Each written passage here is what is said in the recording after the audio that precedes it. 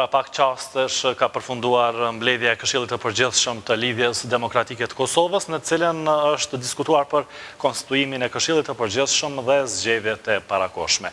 Lidhemi me kolegën Kujtesa Bajrami, e cila e përcjelli mbledhjen e këtij këshilli. Kujtesa, cilat janë informacionet më të reja nga atje? Po i lirë ashtu si që thatë, ka përfunduar mbledhja e Këshillit të Përgjithshëm të Lidhjes Demokratike të Kosovës, theksojmë se kjo është mbledhja e parë pas zgjedhjes së kryetarit të kësaj partie Isa Mustafa.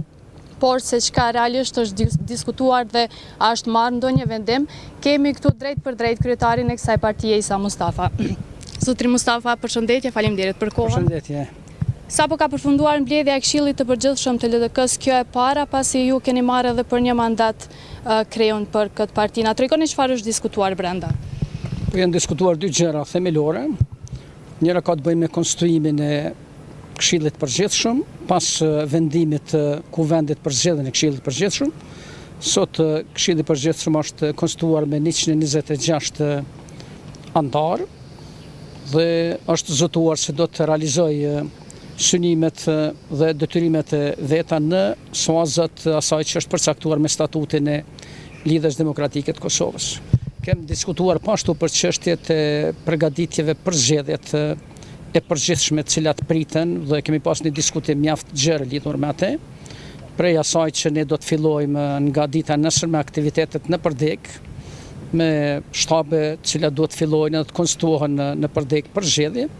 Pastaj me programin qeverisës cilin Lidhja Demokratike e ka përgatitur, sot u prezantuan tezat themelore të programit qeverisës dhe nevoja që ne të unifikojmë qëndrimet në program qeverisës, cilat qëndrime pastaj do t'i japim, do t'i plasojmë para opinionit publik edhe para fushatës edhe gjatë fushatës.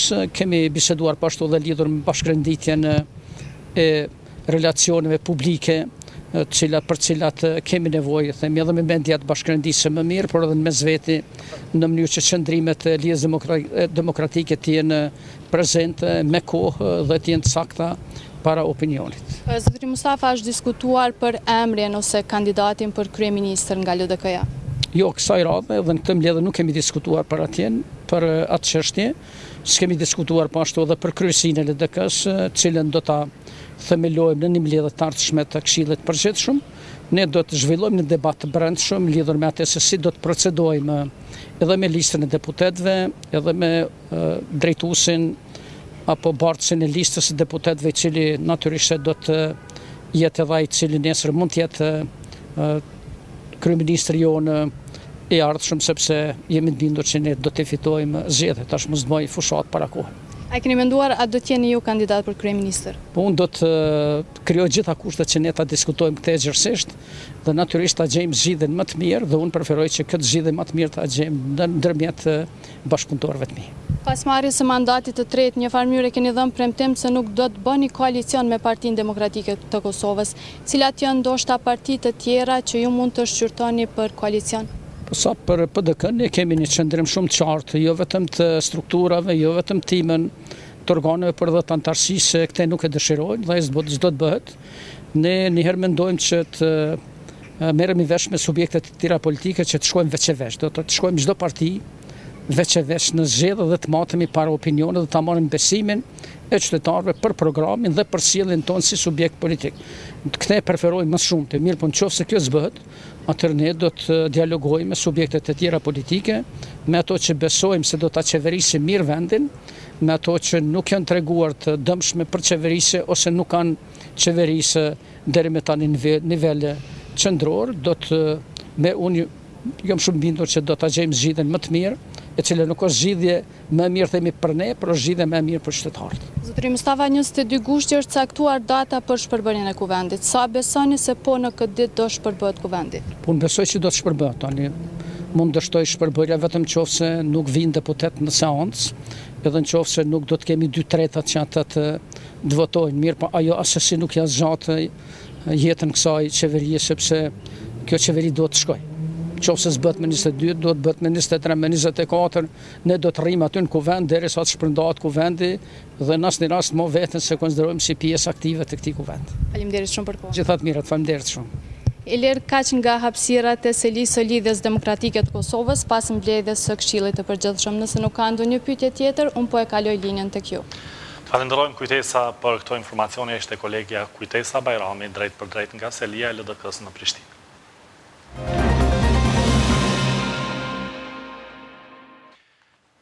Një krim i rënd ndodhi në Prizren. Armenda Aliu qëllua për vdekje me armë zjarri nga bashkëshorti i saj, me cilin po jetonte tash sa vite në Zvicër.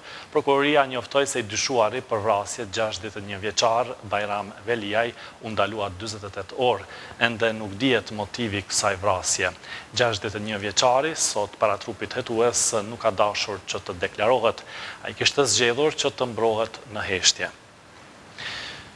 Presidenti Kosovës Hashim Thaçi ka reaguar ndaj vrasjes së një gruaje nga bashkëshorti i saj në Prizren. Dhuna në familje është e papranueshme dhe duhet ndalur menjëherë.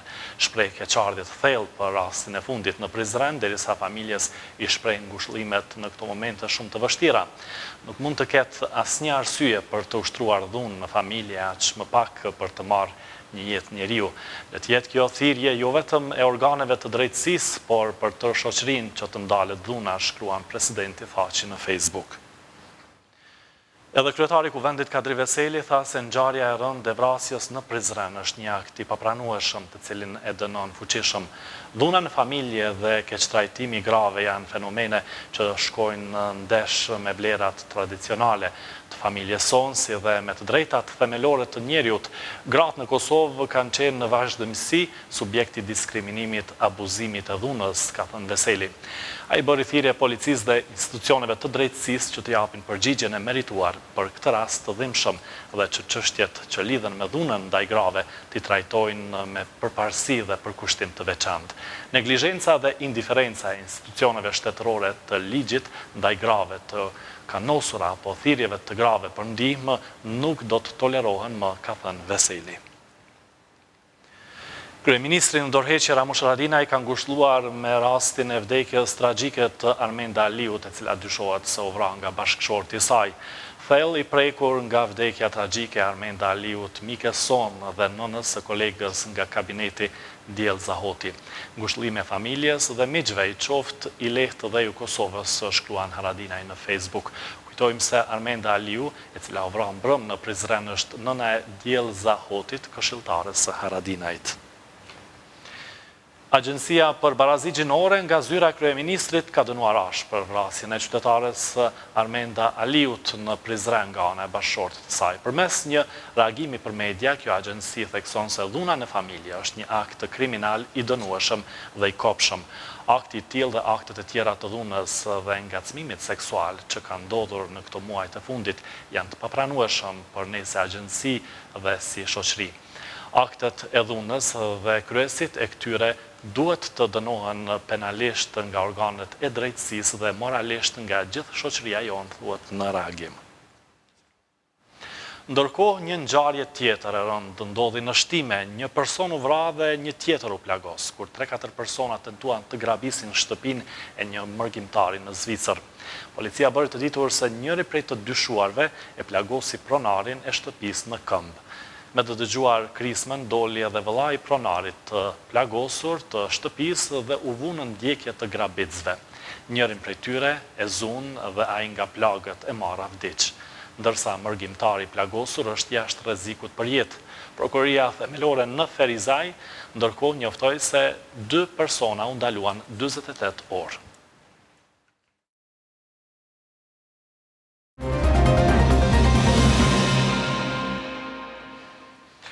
Vazhdojmë me informacionet të tjera. Nën kryetari PDK-s Enver Hoxhaj i ka quajtur të pasakta pretendimet e opozitës se caktimi i seancës për shpërndarjen e kuvendit, e cila do të mbahet më 22 të këtij muaji, është bërë me prapavi politike. Sipas tij, PDK-ja është e gatshme të hyjë proceset zgjedhor sa më shpejt jetë mundur.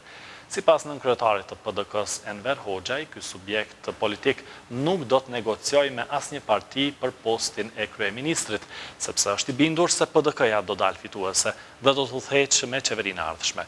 Hoxhaj i ka komentuar edhe qëndrimet e partive të tjera, të cilat kanë deklaruar se refuzojnë të bëjnë koalicion me PDK-n.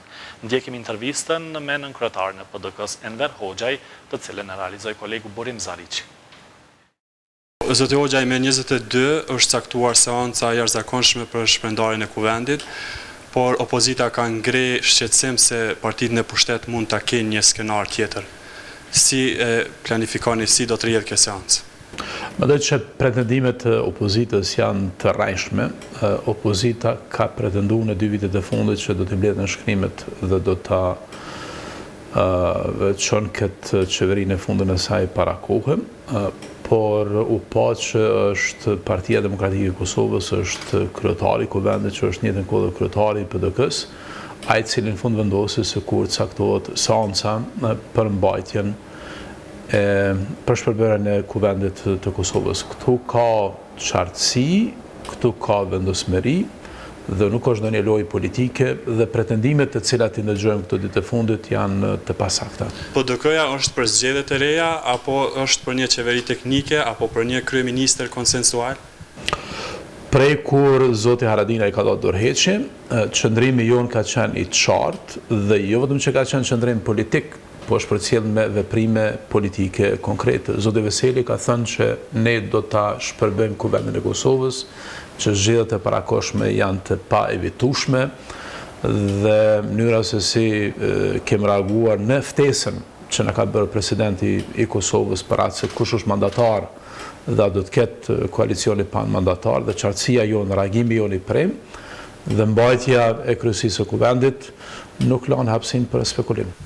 Keni fillu përgatitjet si PDK për zgjedhjet e parakoshme eventuale dhe kur i shehni jo të mundura mbajtjen e zgjedhjeve? Ne kemi pas zgjedhje brenda Partisë Demokratike të Kosovës në këta 10 muaj të fundit, dikon 50.000 anëtarë të PDK-s kanë marrë pjesë në procesin zgjedhor për kryesi të nëndegve dhe këshillat të nëndegve dhe këshillat të degve, sikurse e kemi përmbyll edhe konventin e përgjithshëm me zgjedhjen e Kadri Veselit si kryetari i partisë.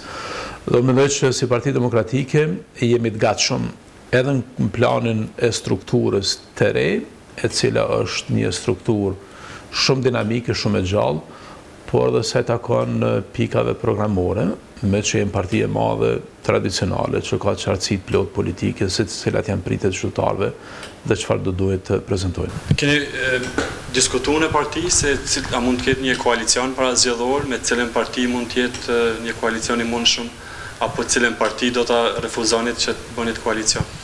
Qëndrimi jonë si partia më e madhe në vend është që ne të shkojmë në zgjedhjet kur do që mahen si parti e madhe dhe vetme, por në kaluarën si Parti Demokratike e Kosovës kemi bërë koalicione me subjekte vogla politike, po jo ndoshta me subjekte të cilat kanë një fuqi të madhe determinuese parlamentare dhe në Parlamentin e Kosovës.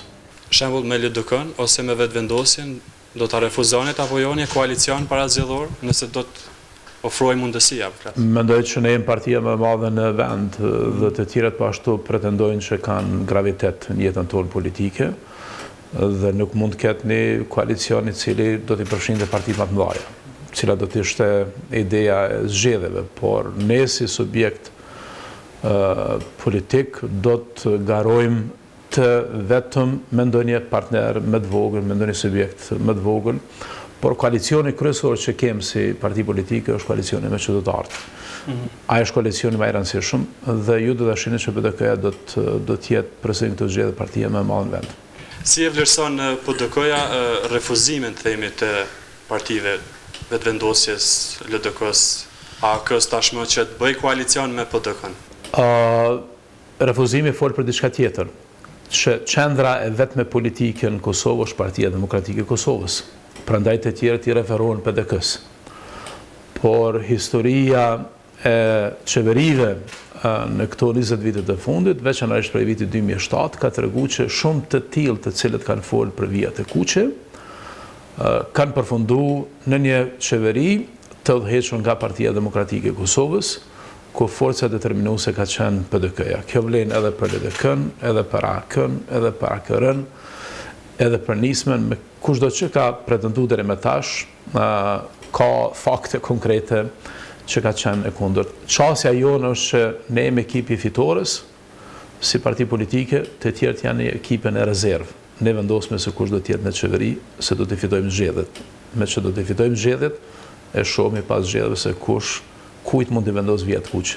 A ka negociata apo a ka lëshime sa i përket postit të kryeministrit? E negocioni këtë post me ndonjë parti? Jo, absolut jo. Arsyeja pse në 2 mandatet e fundit ne kemi qenë të hapur për një çështje të tillë, ka të bëjë mbi gjitha me atë që ne kemi menduar që një koalicion i cili përbëhet prej partive determinuese mund të përmbyll disa prej temave të mëdha të shtetërtimit të Kosovës.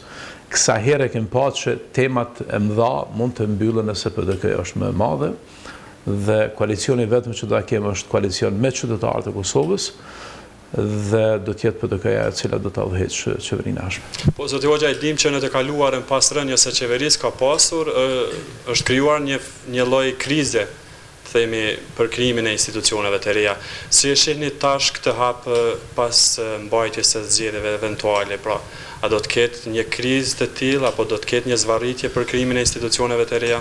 Unë mendoj që kjo është pyetje parakoshme. Ajo se çfarë do duhet bëjmë tash është që ne si shtet i ri dhe institucione tjera të cilat janë shtetërore, po të pavarura prej qeverisë, KQZ dhe të tjerë, duhet të bëjnë përgatitjet se si të kemi zgjedhje të lira, fair dhe demokratike, se si vëzhgust evropian dhe të tjerë të vëzhgojnë të zgjedhje, se si partitë politike të garojnë një frymë evropiane dhe të prezentojnë platformat tona. Megjithatë, ne duhet ta vendosim një raport kontraktual me qytetarën e Kosovës, ndërsa se çfarë do ndodh pas zgjedhjeve, flasmi pas zgjedhjeve. Është hartuar platforma tashmë si do të paraqitet PDK-ja në opinion gjatë fushatës? Grup punues i cili është aktualisht duke punuar për platformën qeverisë të Partisë Demokratike të Kosovës. Ne kemi qenë gjatë në pushtet, e dim punë cilat janë bërë, e dim cilat janë kërkesat e qytetarëve, por do të shohim se cilat do të jenë kërkesat e reja për vitin 2019, me qenë politikë çdo ditë është e re dhe natyrisht edhe temat janë të reja. Cilat temë vlerësoni që duhet të jepet më shumë rëndësi apo tjetë parim? Unë mendoj që tema kryesore është përmbyllja e shtetërtimit të Kosovës. Ne e festuam si vjet 11 vjetorin e pavarësisë dhe ngritja e flamurit të Kosovës në OKB është pritja kryesore, qëllimi kryesor që ka PDK-ja për mandatin e ardhshëm të qeverisë. Fokusi i dytë kryesor do të jetë zhvillimi ekonomik, por edhe arsimit dhe shëndetësia dhe tema tjera. Zgjedhjet në Kosovë do të jenë pjesërisht edhe referendum për disa çështje, siç është shkëmbimi i territoreve, ka thënë për një intervistë për shërbimin e Ballkanit të Radios Europa e Lirë Edward Joseph, profesor i Universitetit të John Hopkins, i cili ka qenë edhe pjesëmarrës në misione të ndryshme në Ballkan gjatë dhe pas luftrave të viteve të 90-ta. Duke u fokusuar në zhvillimet e fundit politike në Kosovë, profesori i Universitetit të John Hopkins, Edward Joseph, vlerëson se zgjedhjet në Kosovë do të jenë pjesërisht edhe referendum për disa çështje, siç është edhe shkëmbimi i territoreve. Joseph thotë se ndryshimi i kufive mes Kosovës dhe Serbisë është një skenar i rrezikshëm, që nuk do të zgjidhë mosmarrëveshjen në raportet mes tyre. Përkundrazi, do ta komplikonte situatën duke i dhënë fund pranisë së serbëve në jug të Kosovës, duke rrezikuar statusin e Deçanit, Graçanicës dhe pasurive të tjera të rëndësishme serbe. Kjo menjëherë do të hapte çështje më të gjera rajonale, siç është statusi i Sandžakut dhe Republikës Serbe. Profesori universitar Joseph vlerëson se për çështjen e ndryshimit e kufive ka qëndrime të ndryshme në Washington. Për shembull, për dallim nga John Bolton, këshilltari për siguri kombëtare i Shtëpisë së Bardhë, ekziston një pozicion tjetër i Departamentit të Shtetit, i cili thekson se çdo zgjedhje për Kosovën duhet të marrë parasysh stabilitetin rajonal dhe shkëmbimi i territoreve sigurisht nuk kontribuon në stabilitetin e Ballkanit. Lidhur me qëndrimet e ndryshme për çështjen e taksës ndaj mallrave serbe, profesori i Universitetit John Hopkins, Edward Joseph, thotë se kanë ekzistuar mospajtime ndërmjet Prishtinës dhe Shteteve të Bashkuara, të cilat gjithashtu kanë kërkuar heqjen e saj.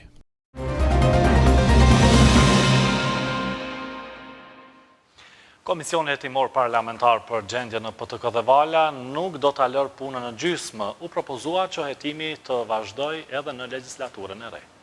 Përpilimi dhe votimi I një raporti për punën e Komisionit Hetimor Parlamentar për gjendje në Telekom dhe lënia e mundësisë për vazhdim të hetimit legjislaturës së re ishin dy çështje që kryetari I këtij komisioni, Vesa Rymeri, I propozoi para shpërndarjes së kuvendit. Mendoj që më mirë është me lënë të hapur mundësinë për legjislaturën e ardhshme, sepse I kemi dy probleme nëse përfundojmë raportin tash. Pa duhet ta bëjmë raportin shpejt e shpejt. Aq më tepër nëse votohet ai raport, mendoj që do të ketë mangësime. Deputeti I PDK-s Bekim Haxhiu tha se do të duhej të përpilohej një projekt raport që do ta vërtetonte punën e deritanishme të komisionit, por I cili nuk do të votohej në kuvend në mënyrë që legjislatura e re të mund të vazhdonte hetimin. Deri më tani ne kemi intervistuar vetëm 30% të dëshmitarëve dhe ne do të duhet ta përpilonim një draft raport të cilin doja në shkruanim të gjithë anëtarët e komisionit që legjislaturës së ardhshme më jalon si punë të përfunduar nga ky komision. Edhe deputeti I vetëvendosjes Liborna Liu tha se një raport për punën e deritanishme të komisionit hetimor do të ishte I rëndësishëm për legjislaturën e re. Ajo pjesë e punës që është bërë deri tash është mjaft e vlefshme për komisionin të ardhmen që do të mund të krijohet. Çka unë kisha propozuar. Na ta bëjmë një raport vetëm për atë sa kemi punuar. Deputeti Lajme Zeka përmendi mundësinë e krijimit të një komisioni të ri nga legjislatura e ardhshme, paralajmëroi ngritjen e kallëzimeve penale ndaj ish zyrtarëve të Telekomit. Besoj që kena argumentet mjaftueshme që si qytetarë të Kosovës edhe si deputet me bë kallëzim penal bazë dokumentacionit që e kem, unë personalisht e kam ndërmend me e ushtruar drejtimin si qytetar. Deputeti I AAK-s Shkumbin Demalia I shtroi nevojën për hetime të gjitha ndërmarrjeve. Ka nevojë për një trajtim hetimor krejt mekanizmat këto që kanë kompani publike siç janë edhe RTK-ja, edhe Posta, edhe AKP-ja, edhe Keku. Kurse deputeti I LDK-s Armen Zemaj tha se duhet bërë një klasifikim I dokumentacionit që e ka komisioni hetimor e më pas ky dokumentacion t'i shërbej edhe prokurorisë edhe legjislaturës së ardhshme. Çdo kush që e ka për detyrë ndjekjen e krimit edhe të keqpërdorimit zhvatjes paras publike mund të inicojë procedura hetimore edhe shumë të bazuara. Tash për me bazu për te I kësaj, mendoj që dokumentacioni duhet të strukturohet, klasifikohet, tjetë edhe për nevojat e prokurorisë. Edhe deputetja e vetëvendosjes Albulena Haxhiu tha se duhet një projekt raport për punën e deritashme të komisionit hetimor, I cili më pas mund të jepet prokurorisë. Të gjeturat që I kemi tani për kontratën me Z-Mobile, deklaratat kundërthënëse, dëshmia e rrejshme në nënbetim, si që dini që ka pasur shumë dëshmitar që kanë dhënë deklaratat rreme në nënbetim, tashmë t'ja ofrojnë prokurorisë. Pas gjithë diskutimit, Komisioni Hetimor Parlamentar për gjendje në Telekom vendosi që të përmbyll fazën e intervistimit dhe të kalohet në fazën e përpilimit të një raporti, I cili do të votohej në një mbledhje tjetër të komisionit para 22 gushtit, kur është caktuar seanca për shpërndarjen e kuvendit. Pason një përmbledhje lajmeve shkurt. Sërish dështoi shqyrtimi fillestar në gjykimin e deputetëve Lajme Zeka dhe Frashër Krasniqi, të cilët akuzohen për përleshjen e vitit 2017 në studio televizive. Kësaj here mungoi gjyqtari Hanefi Ashari, pasi që ka rast vdekje. Në gjykat u paraqit Frashër Krasniqi, ndërsa sërish nuk u paraqit Lajme Zeka.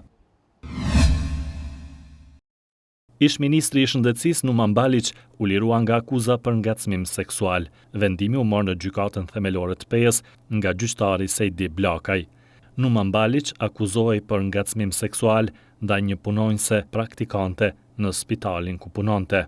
Pas ngritjes së aktë akuzës, Baliq ishte suspenduar nga puna në spitalin e Pejës. Drejtori Postës së Kosovës, Sejdi Hoxha dha dorëheqje, tha se arsyet e dorëheqjes janë angazhimet politike dhe akademike. Hoxha tha se në asnjë moment dhe rrethon nuk dëshiron që dikush të mendojë që ai mban pozitën e tij publike për të përfituar politikisht. Sejdi Hoxha para pak muajsh është zgjedhur kryetari degës së PDK-s në Drenas.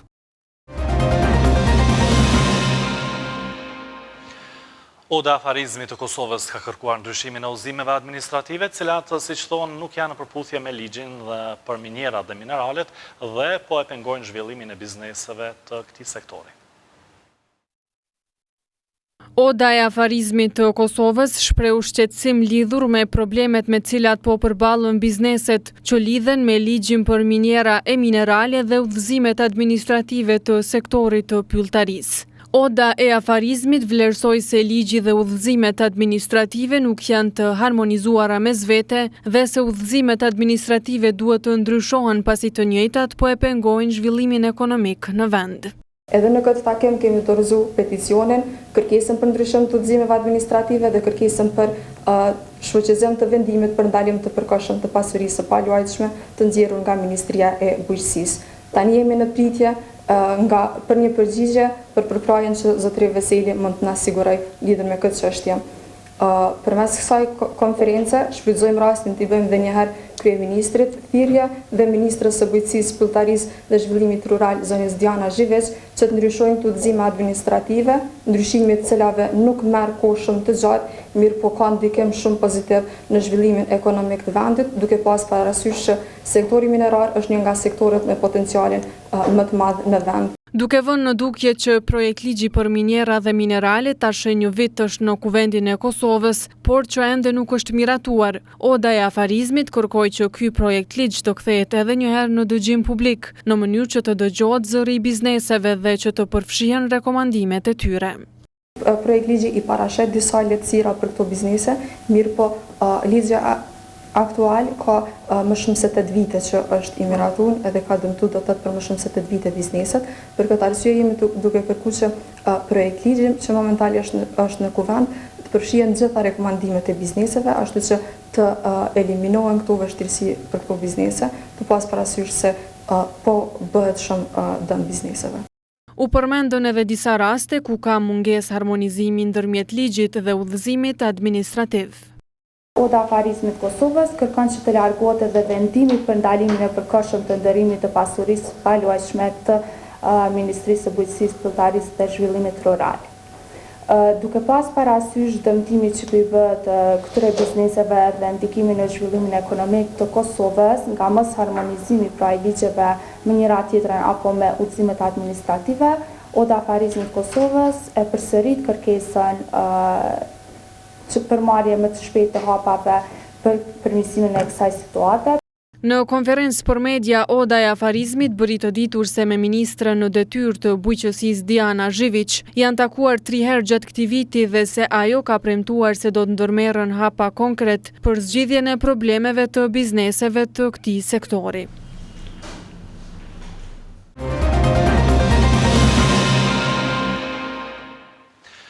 38 vullnetarë të rinj të Shteteve të Bashkuara të Amerikës bën betimin solemn të shërbimit të tyre për 2 vite në Kosovë. Vullnetarët e rinj kanë përfunduar trajnimin e tyre 10 javësh për gjuhën, kulturën, si dhe trajnime teknike në komunën e Kamenicës dhe në fshatrat përreth. 38 vullnetar të Shteteve të Bashkuara të Amerikës në Kosovë betuan se do të shërbejnë për 24 muaj në komunat e Kosovës pa pagesë. Me këtë rast, ambasadori i Shteteve të Bashkuara të Amerikës në Kosovë, Filip Kosnet, duke ju drejtuar vullnetarëve, tha se përmes këtij programi ata përfaqësojnë Amerikën dhe popullin amerikan. Vullnetar tanë të rinj, keni punuar me shumë mund për të kualifikuar në këtë program. Tani jeni përfaqësues të Amerikës. Drejtori i parë i Korpusit të Paqes ka thënë që ky korpus do të thotë gjithçka për cilën ne besojmë dhe shpresojmë të arrijmë në botë. Natyrisht, jo të gjithë vullnetarët do të vazhdojnë të njëjtën punë, siç e kanë bërë në Korpusin e Paqes, por unë besoj se përvoja juaj do të pasurohet pa marrë parasysh çfarë rrugë profesionale do të zgjedhni. Siguroni familjarët në shtëpi se Korpusi i Paqes mund të jetë puna më e vështirë të cilën do ta doni, por mund t'ju çojë tek një punë tjetër, të cilën do ta doni po aq shumë, ku edhe ju paguajnë. Ministri i Arsimit Shoqëri Bytyqi tha se Kosova do të jetë për herë mirënjohëse ndaj Shteteve të Bashkuara të Amerikës për kontributin që ka dhënë për popullin e Kosovës. Ata që quhen Amerikën kundo përmes misionit tuaj do të jemi mirënjohës për punën e tyre që bën në vende të ndryshme, por veçanërisht në vendin tonë. Ata të cilët do të kalojnë në programet tuaja do të ndjehen të realizuar dhe do të jetojnë dimensionin human të ndërmarrësisë suaj. Drejtoresha e Korpusit të Paqes në Kosovë, Darlene Grant, tha se këta vullnetar të rinj po kontribuojnë për ta bërë botën një vend më të mirë. Vullnetarët do të shërbejnë për 24 muaj pa rrogë, duke jetuar me familjet vendese, do të hanë ushqimin e njëjtë, do të shkojnë me autobuset e njëjtë, do të mundohen të jenë qytetarët më të mirë me komunitetin e tyre vendor. Për vullnetarët tanë, Korpusi i Paqes është një shërbim mësimor, është zbulues dhe gjithashtu është një zbulim i mirëkuptimit reciprok, veçanërisht për të kuptuar se çka na bën neve të ngjashëm. Besoj se ky shërbim i Korpusit të Paqes është një nga vendimet më të rëndësishme të jetës tuaj për të ardhur këtu, për të lënë familjet tuaja shokët që të shërbeni këtu. Korpusi i Paqes është mision zyrtar për zhvillim shoqëror dhe ekonomik jashtë vendit përmes asistencës teknike. Vullnetarët shërbejnë 24 muaj pa rrogë duke jetuar me familjet vendese.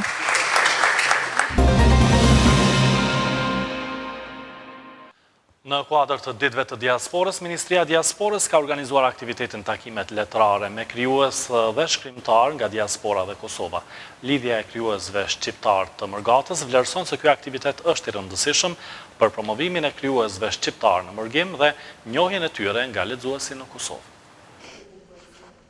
Krijues shqiptar të cilët jetojnë në Mërgat kanë promovuar të mërkurën veprat e tyre në gjuhën shqipe në bibliotekën kombëtare Pjetër Bogdani në kuadër të edicionit të 6 të takimeve tradicionale të krijuesve nga Mërgata dhe diaspora Promenad Mërgimtare, të organizuar nga Ministria e Diasporës dhe Investimeve Strategjike. Kryetari i lidhjes së krijuesve shqiptar të Mërgatës, Hasan Quqalla, tha se është kënaqësi e veçantë që sot ndodhe në bibliotekën kombëtare për të promovuar disa nga veprat e krijuesve të Mërgatës.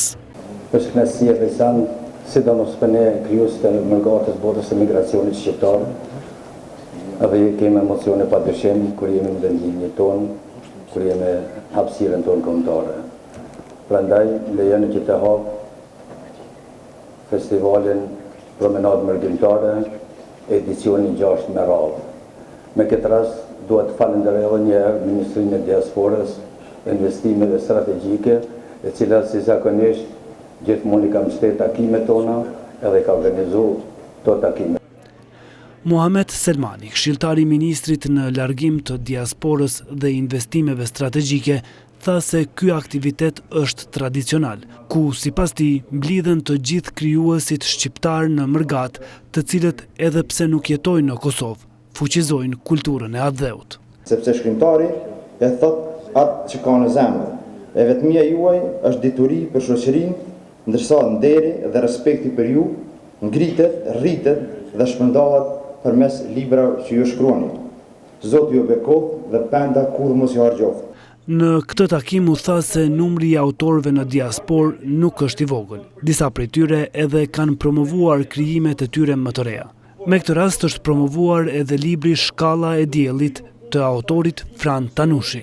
Recenzenti i këtij libri, Nikol Likaj, tha se poeti Frank Tanushi është i fjalës së kursyer, metaforës dhe simbolikave në poezi.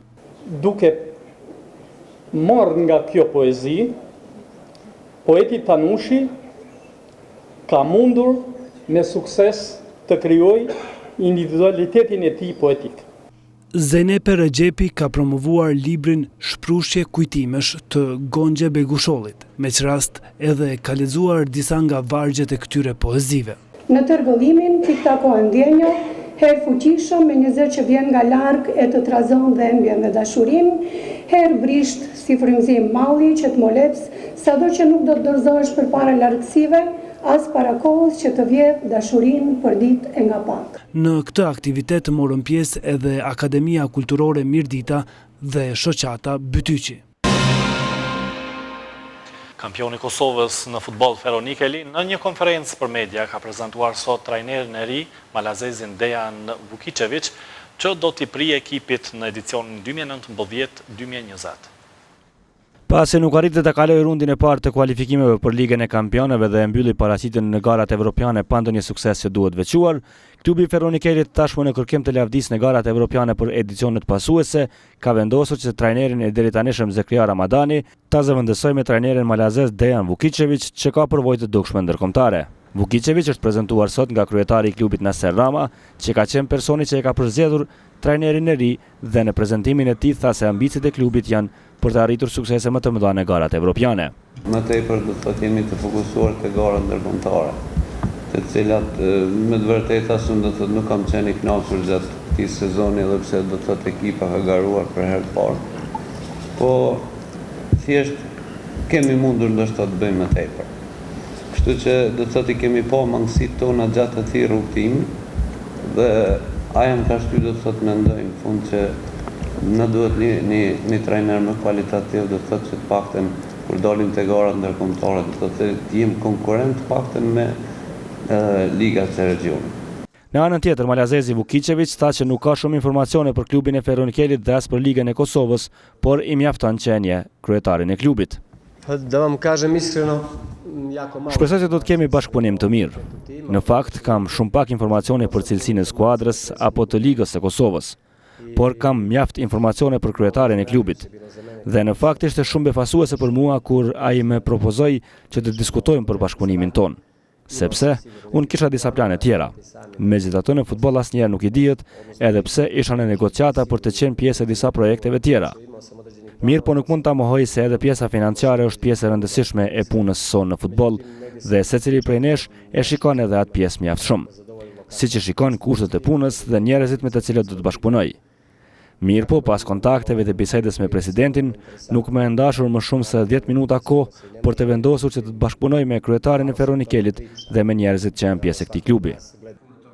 51 vjeçari Vukicevic, si futbollist ka pasur karrierë mjaft të pasur duke luajtur edhe për klubet e Primera Divizionit Spanjoll, kurse si trajner përveç klubeve kryesore të futbollit në Maltëzi ka udhëhequr edhe klube nga Moldavia dhe së fundmi ishte në Ventspillis të Letonisë, klub nga i cili erdhi në Ferronikel.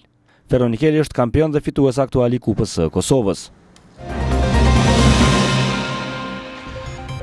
Këtë përfundoi magazinën informative 21 Live News, informacionet më të reja edhe në portalin tonë rtv21.tv. Mirupafshim.